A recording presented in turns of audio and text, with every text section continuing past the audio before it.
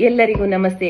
ನಾನು ವಸಂತಲಕ್ಷ್ಮಿ ಯೂಟ್ಯೂಬ್ ಚಾನೆಲ್ನಲ್ಲಿ ನಾನು ನನ್ನ ವಿಚಾರಧಾರೆಗಳನ್ನ, ನನ್ನ ಮನಸ್ಸಿನಲ್ಲಿ ಬರುವಂತಹ ಭಾವನೆಗಳನ್ನ ಒಂದಷ್ಟು ಜನರಿಗೆ ಮನಸ್ಸಿಗೆ ಮುಟ್ಟುವ ರೀತಿಯಲ್ಲಿ ಮಾತಾಡಬೇಕು, ಒಂದಷ್ಟು ವಿಚಾರಗಳನ್ನ ಹಂಚಿಕೊಳ್ಬೇಕು ಅನ್ನುವ ಒಂದು ದೃಷ್ಟಿಯನ್ನ ಇಟ್ಕೊಂಡು ನಾನು ಈ ಒಂದು ಚಾನೆಲ್ನಲ್ಲಿ ಮಾತಾಡ್ತಾ ಬರ್ತಾ ಇದ್ದೇನೆ.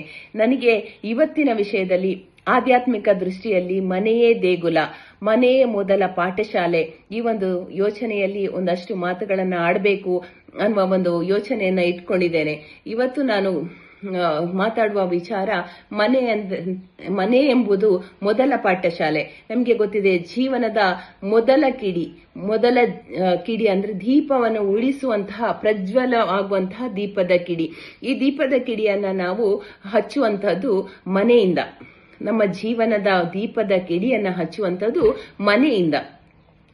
ಈ ಮನೆಯನ್ನು ನಾವು ನಮ್ಮ ಜೀವನವನ್ನು ಅಳವಡಿಸಿಕೊಂಡು ಎಷ್ಟೋ ಎತ್ತರಕ್ಕೆ ಬೇಕಾದರೂ ಕಟ್ಟಲಿಕ್ಕೆ ಸಾಧ್ಯ ಇದೆ. ಮನೆಯ ವಾತಾವರಣ, ಮನೆಯ ಪರಿಸರ ಇವುಗಳು ಉತ್ತಮವಾಗಿದ್ರೆ ನಮಗೆ ಅದಕ್ಕಿಂತಹ ದೊಡ್ಡ ಸ್ಫೂರ್ತಿ ಬೇರೆ ಇರ್ಲಿಕ್ಕೆ ಸಾಧ್ಯ ಇಲ್ಲ.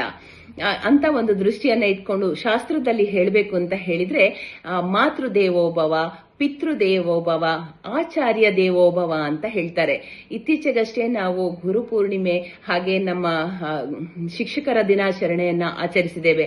ಇವೆಲ್ಲವನ್ನ ಆಚರಿಸಲಿಕ್ಕೆ ಮುಖ್ಯವಾಗಿ ಕಾರಣ, ನಮಗೆ ಆ ಒಂದು ಆಲೋಚನೆ ಬರಬೇಕು, ನಮ್ಮ ಒಂದು ದೃಷ್ಟಿಯಲ್ಲಿ ಎಲ್ಲರ ನೆನಪುಗಳು ಬರಬೇಕು ಅನ್ನೋ ಒಂದು ದೃಷ್ಟಿಯಿಂದ ನಾವು ಆಚರಿಸಿಕೊಂಡು ಬರ್ತಾ ಇದ್ದೇವೆ. ಈ ಒಂದು ದೃಷ್ಟಿಯಲ್ಲಿ ನಾನು ಹೇಳಬೇಕು ಅಂತ ಹೇಳಿದ್ರೆ, ಮಾತೃದೇವೋಭವ ಅಂತ ಹೇಳುವಂಥದ್ದು, ನಾವು ನಮ್ಮ ಜನನಿ ಅಥವಾ ನಮ್ಮ ತಾಯಿ ನಮ್ಮನ್ನು ಈ ಪ್ರಪಂಚಕ್ಕೆ ತರುವಾಗ, ನಾವು ಜನಿಸುವಾಗ ಮುಖ್ಯವಾಗಿ ಇಡೀ ಪ್ರಪಂಚವನ್ನ ತೋರಿಸುವವಳು ತಾಯಿಯಾಗಿರ್ತಾಳೆ.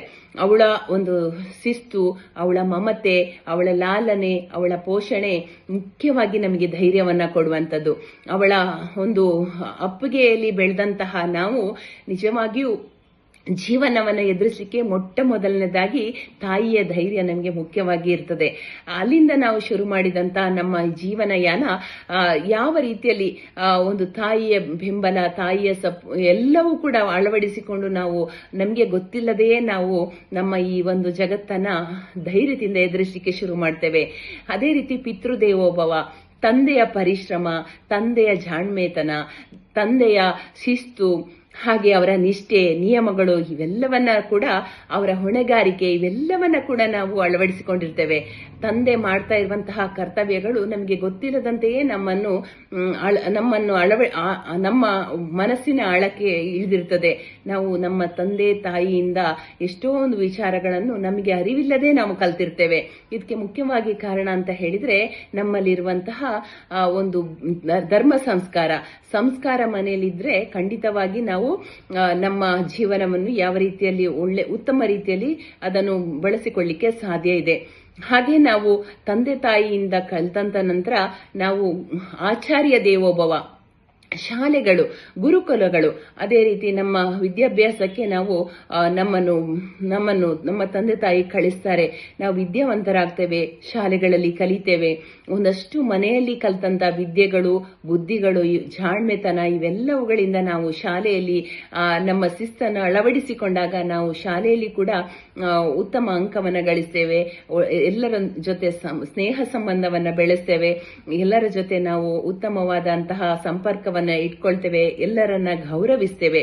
ಇದು ನಮ್ಗೆ ಶಾಲೆಯಲ್ಲಿ ಕಲಿಯುವಂತಹ ಒಂದು ಎಲ್ಲರ ಜೊತೆ ಅಂದ್ರೆ ಬೇರೆ ಬೇರೆ ವಿಧದ ಜನರ ಜೊತೆ ಬೆರೀಲಿಕ್ಕೆ ಮುಖ್ಯವಾಗಿ ಕಾರಣ ಆಗ್ತದೆ. ಇಂಥ ಶಾಲೆಯಲ್ಲಿ ನಾವು ನಮ್ಮ ಜೀವನವನ್ನ ಮತ್ತಷ್ಟು ರೂಪಿಸಿಕೊಳ್ಬಹುದು. ನಮ್ಗೆ ಗೊತ್ತಿದೆ, ನಮ್ಮ ಆಸಕ್ತಿಗೆ ಅನುಸಾರವಾಗಿ ಶಾಲೆಗಳಲ್ಲಿ ಪಾಠಗಳಿರ್ತದೆ. ಎಲ್ಲ ನಮ್ಮ ಆಸಕ್ತಿಗಳು ಎಲ್ಲರದ್ದು ಒಂದೇ ರೀತಿ ಇರುವುದಿಲ್ಲ, ಬೇರೆ ಬೇರೆ ರೀತಿಯಲ್ಲಿರ್ತದೆ. ಇವರೆಲ್ಲರ ಆಸಕ್ತಿಗಳಿಗನುಗುಣವಾಗಿ ನಮ್ಮ ಶಾಲೆಗಳಲ್ಲಿ ಪಾಠಗಳನ್ನ ಕಲಿಸ್ತಾ ಹೋಗ್ತಾರೆ. ಒಬ್ರು ಇಂಜಿನಿಯರ್ ಆದ್ರೆ ಇನ್ನೊಬ್ರು ಡಾಕ್ಟರ್ ಆಗ್ತಾರೆ, ಇನ್ನೊಬ್ರು ಲೆಕ್ಕದ ಮಾಸ್ಟರ್ ಆಗ್ತಾರೆ, ಒಬ್ರು ಹಿಂದಿಯ ಮಾಸ್ಟರ್ ಆಗ್ತಾರೆ. ಇವೆಲ್ಲವನ್ನ ನಾವು ನೋಡಿದ್ದೇವೆ. ಇವೆಲ್ಲವೂ ಕೂಡ ನಮ್ಮ ಆಸಕ್ತಿಗಳ ಅನುಗುಣವಾಗಿ ನಾವು ನಮ್ಮ ಜೀವನಕ್ಕಾಗಿ ನಾವು ನಮ್ಮ ಜೀವನವನ್ನ ರೂಪಿಸಿಕೊಳ್ತೇವೆ. ಇದೇ ರೀತಿ ನಾವು ಮನೆಯಲ್ಲಿ ಇದನ್ನೆಲ್ಲವನ್ನ ತಿದ್ದಿ ಬುದ್ಧಿ ಹೇಳುವಂತ ಹಿರಿಯರು, ಅದೇ ರೀತಿ ಸಹಪಾಠಿಗಳು, ಮನೆಯಲ್ಲಿರುವಂತಹ ಅಕ್ಕ ತಂಗಿಯರಿರ್ಬೋದು, ಅಣ್ಣ ತಮ್ಮಂದಿರಿರ್ಬೋದು, ಕುಟುಂಬದವರಿರ್ಬೋದು, ಇವರೆಲ್ಲರಿಂದ ಕೂಡ ನಾವು ಒಂದಷ್ಟು ವಿಚಾರಗಳನ್ನ ನಾವು ತಿಳ್ಕೊಳ್ತೇವೆ, ಕಲಿತೇವೆ. ಇವೆಲ್ಲದರ ಜೊತೆಗೆ ನಮಗೆ ಗೊತ್ತಿದೆ ಅತಿಯಾಗಿ ನಾವು ತಂದೆ ತಾಯಿ ಬುದ್ಧಿ ಹೇಳಲಿಲ್ಲ ಅಂದ್ರೆ ಏನಾಗ್ತದೆ ಅಂತ. ಇಷ್ಟೆಲ್ಲವೂ ನಾವು ತಿಳ್ಕೊಂಡಿದ್ದೇವೆ. ಯಾವ ಇತಿಮಿತಿಯಲ್ಲಿ ನಮ್ಮ ಬುದ್ಧಿಯನ್ನ ಇಟ್ಕೊಳ್ಬೇಕು ಅಂತ ನಮಗೆ ಗೊತ್ತಿಲ್ಲದೆ ಕೆಲವು ಸಲ ನಾವು ತಪ್ಪುಗಳನ್ನ ಮಾಡ್ತೇವೆ. ನಮಗೆ ಗೊತ್ತಿದೆ, ನಮಗೆ ಗೊತ್ತಿಲ್ಲದ ತಪ್ಪುಗಳು. ನಮ್ಮ ತಂದೆ ತಾಯಿಗೆ ಅದರ ಅನುಭವ ಇರ್ತದೆ, ತಂದೆ ತಾಯಿಯರು ಅಥವಾ ಹಿರಿಯರು ಹೇಳ್ತಾರೆ, ಆದ್ರೂ ಕೂಡ ನಾವು ಅವರ ಮಾತುಗಳನ್ನ ಕೇಳದೆ ಮುಂದುವರಿಸಿರ್ತೇವೆ. ಅಂತ ಸಂದರ್ಭಗಳಲ್ಲಿ ನಮ್ಮಲ್ಲಿ ಪಶ್ಚಾತ್ತಾಪ ಭಾವಗಳು ಉಂಟಾಗ್ತದೆ. ಅಂತ ಸಂದರ್ಭದಲ್ಲಿ ನಮಗೆ ಸಾಕಪ್ಪ ಜೀವನ ಅನ್ನುವಂಥದ್ದು ಆಗುವಂತಹ ಪರಿಸ್ಥಿತಿಗಳು ಎದುರಾಗ್ತದೆ. ಇವೆಲ್ಲವನ್ನ ನಾವು ನಮ್ಮ ಹಿರಿಯರನ್ನ ಗೌರವಿಸ್ತಾ, ಅವರ ಮಾತುಗಳನ್ನ ಕೇಳ್ತಾ, ಅವರಲ್ಲಿ ಇರುವಂತಹ ಅನುಭವಗಳನ್ನ ನಾವು ಹಂಚಿಕೊಳ್ತಾ ಇದ್ದಾಗ ನಿಜವಾಗ್ಲೂ ಇವನ್ನೆಲ್ಲ ಸರಿಪಡಿಸಿಕೊಳ್ಬಹುದು. ಅದೇ ರೀತಿಯಲ್ಲಿ ನಮ್ಗೆ ಗೊತ್ತಿದೆ, ಭಗವದ್ಗೀತೆಯಲ್ಲಿ ಹೇಳಿದ್ದಾರೆ, ಅತಿ ವಿಶ್ವಾಸೋ ವರುಣಃ. ಅಂದ್ರೆ ಯಾವ ಅತಿಯಾದ ವಿಶ್ವಾಸವನ್ನ ಇಟ್ಕೊಂಡು ನಾವು ಏನಾದ್ರೂ ಕೆಲಸಗಳನ್ನ ಮಾಡಿದ್ರೆ ಅಥವಾ ಅಂದ್ರೆ ತಂದೆ ತಾಯಿ ಹೇಳ್ತಾ ಇದ್ರು ಕೇಳದ ರೀತಿಯಲ್ಲಿ ಇದ್ದಾಗ ಮಕ್ಕಳಿಗೆ ಅಂತ ಪರಿಸ್ಥಿತಿ ಬಂದಾಗ ನಿಜವಾಗ್ಲೂ ಅಲ್ಲಿ ತಪ್ಪಾಗ್ತದೆ. ಅಂತ ತಪ್ಪುಗಳನ್ನ ತಿದ್ದಿಕೊಳ್ಳಿಕ್ಕೆ ಅವಕಾಶಗಳು ಜೀವನದಲ್ಲಿ ಬೇಕಾದಷ್ಟು ಕೊಟ್ಟಿದ್ದಾರೆ. ನಾವು ಭಗವದ್ಗೀತೆಯಲ್ಲಿ ಓದ್ತಾ ಹೋದ್ರೆ ನಮ್ಮ ತಪ್ಪುಗಳು ಯಾವ ರೀತಿಯಲ್ಲಿ ಆಗ್ತದೆ, ಅದರ ಬಗ್ಗೆ ಯಾವ ರೀತಿಯಲ್ಲಿ ಪರಿಹರಿಸಿಕೊಳ್ಬಹುದು ಅನ್ನೋದ್ರ ಬಗ್ಗೆ ಕೂಡ ನಮಗೆ ಭಗವದ್ಗೀತೆಯಲ್ಲಿ ಒಂದಷ್ಟು ವಿಚಾರಗಳನ್ನ ತಿಳಿಸಿಕೊಟ್ಟಿದ್ದಾರೆ. ಇವೆಲ್ಲ ವಿಚಾರಗಳನ್ನ ಯೋಚನೆ ಮಾಡ್ತಾ ಹೋದ್ರೆ ಪ್ರತಿಯೊಂದು ಹಂತಕ್ಕೂ ನಮ್ಮ ಜೀವನದಲ್ಲಿ ಮುಖ್ಯವಾಗಿ ಬರುವಂತವರು ಯಾರು, ಅದರ ಜೊತೆ ನಾವು ಯಾವ ರೀತಿಯಲ್ಲಿ ನಮ್ಮ ಸಂಸ್ಕಾರವನ್ನ ಬೆಳೆಸಿಕೊಳ್ಬಹುದು, ಅದೇ ಜೀವನದಲ್ಲಿ ಕೂಡ ನಮಗೆ ಮುಂದೆ ಮುಂದೆ ಹೋದಾಗೆ ನಮ್ಮ ಕಲಿಕೆಗೆ ಅವಕಾಶಗಳು ತುಂಬಾ ಇದೆ.